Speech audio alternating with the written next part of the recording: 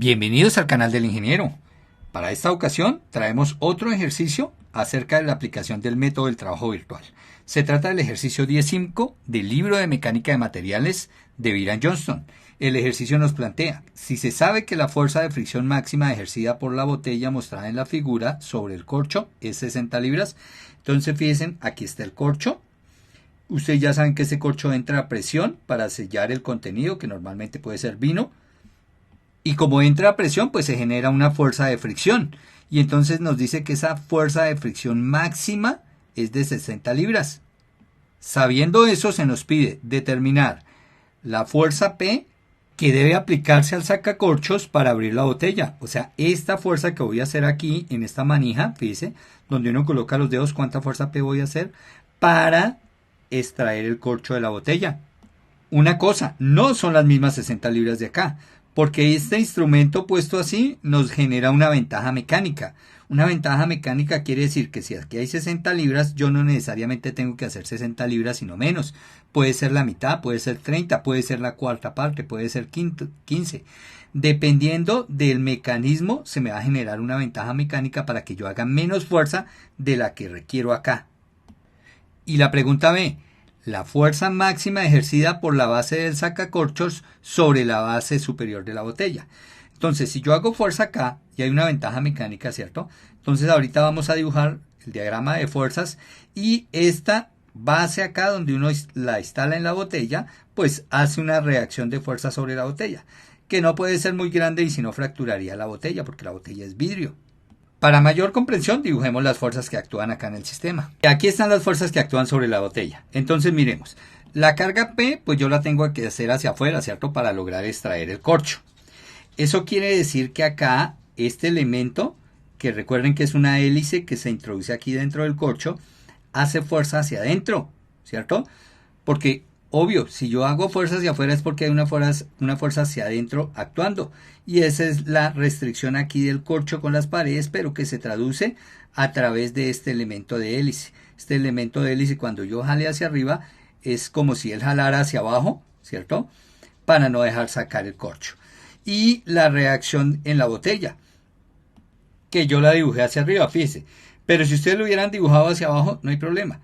Cuando la calculemos, miramos el signo. Si R nos da positiva, es que en efecto lleva a esta dirección. Si nos da negativa, es porque va en la dirección opuesta.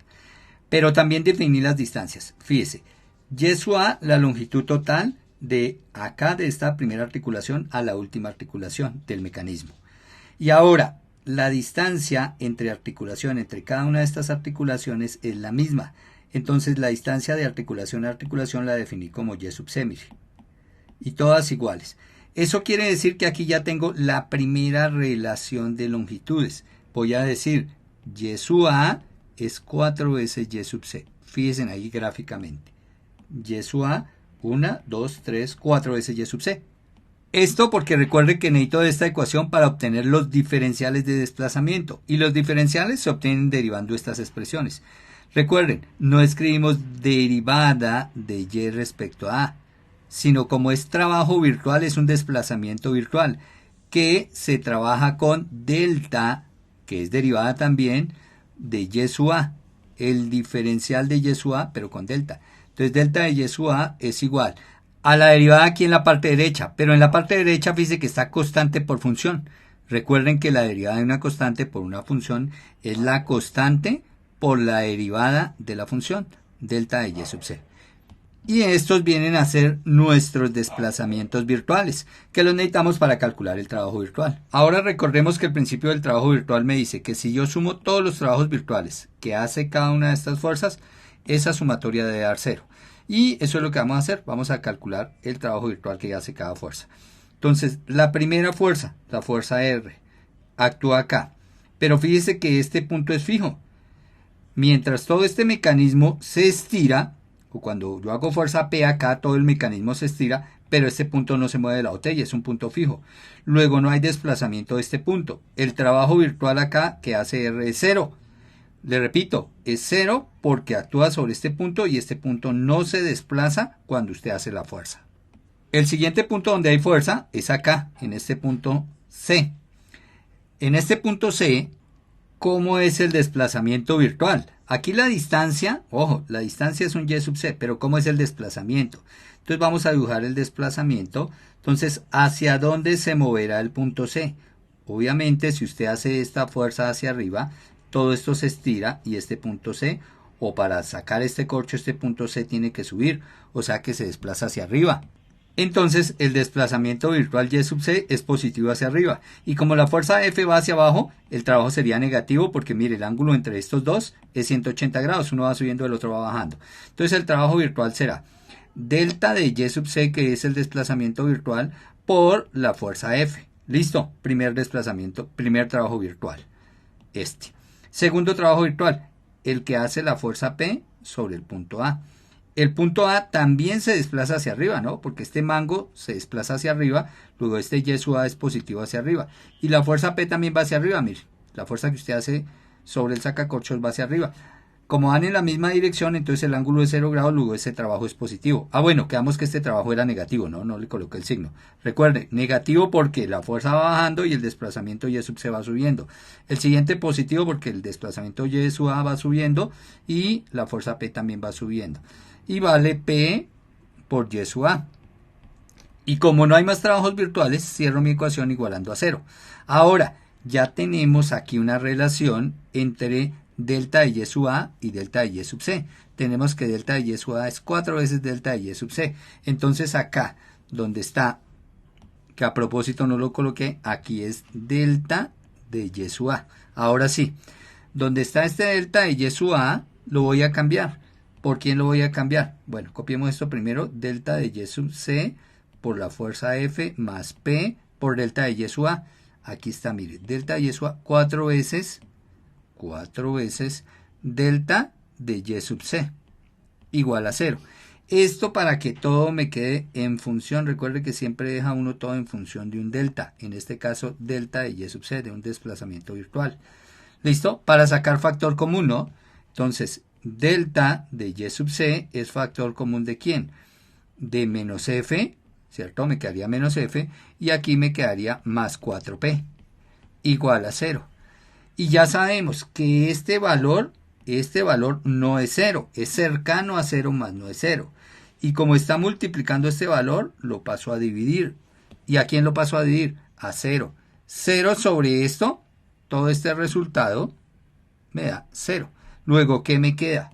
Me queda que 4p sería igual a f, ¿no? Porque la f pasaría al otro lado positivo. Al otro lado ya tengo 0.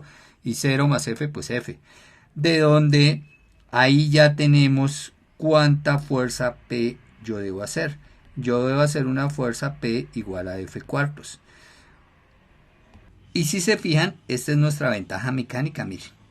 La cantidad de fuerza P que yo hago es la cuarta parte de esta resistencia F. Obviamente, esto está relacionado por la cantidad de eslabones del mecanismo. Miren, fíjense, 1, 2, 3, 4. Quiere decir que si colocar aquí otro eslabonamiento, entonces por cada eslabonamiento que coloque, yo voy a reducir la cantidad de fuerza P que debo aplicar para extraer el corcho. Nuestra carga P es la fuerza F sobre 4. ¿Quién es la fuerza F? Mire, pues la fuerza F que tiene que hacer acá este sinfín. Pero ese sinfín, pues tiene que hacer la fuerza de fricción que hay aquí entre la botella y el corcho, que me la dan aquí en el problema, 60 libras.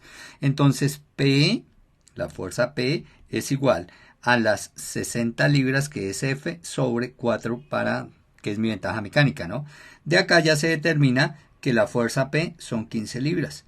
¿Listo? Entonces mi ventaja mecánica sigue siendo 4, es decir, la cuarta parte de la fuerza de fricción.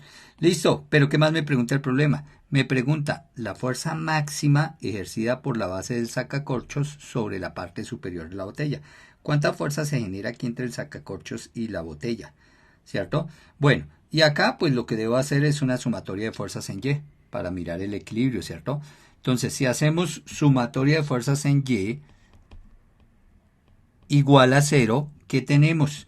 Entonces, fíjese, tres fuerzas verticales, P, F y R. Entonces aquí colocamos, definimos, ¿no? Hacia arriba positivo.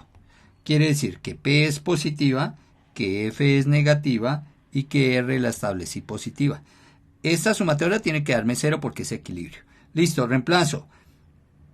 la fuerza P que acabamos de obtener, que son 15 libras, menos la fuerza F, que es la fuerza de fricción, que son 60 libras, más la resistencia R igual a 0.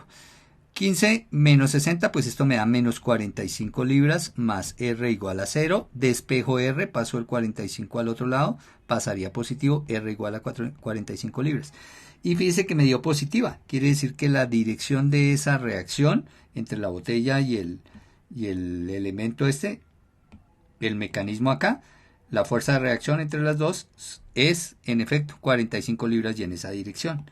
Listo, y con esto hemos resuelto este problema a través del método del trabajo virtual. Si les gustó el video, a suscribirse al canal, a compartir el video con los compañeros, a recomendar el canal. Y recuerda, ejercicios de mayor dificultad para los miembros del canal. ¿Qué esperas? Vuélvete miembro de este canal desde $2.5. Un regalo y contribuyes con mi trabajo. Y los espero en el próximo video del tema. Nos vemos.